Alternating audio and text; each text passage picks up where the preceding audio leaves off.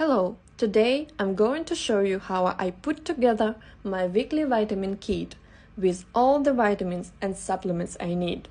Let's start with Solgenetics. It is a biologically active anti-aging supplement that affects our DNA cells, helping to maintain youth and health. Then I take Omega with coenzyme Q10.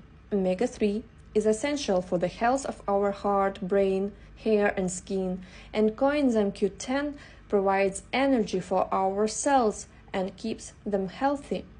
Now it's time for 3D Matrix. This is a technologically innovative, biologically active complex with chondroprotectors and glucosamine, which is necessary for the health of hair, skin, nails, and joints, as it stimulates the production of own collagen. Next on my list is spirulina.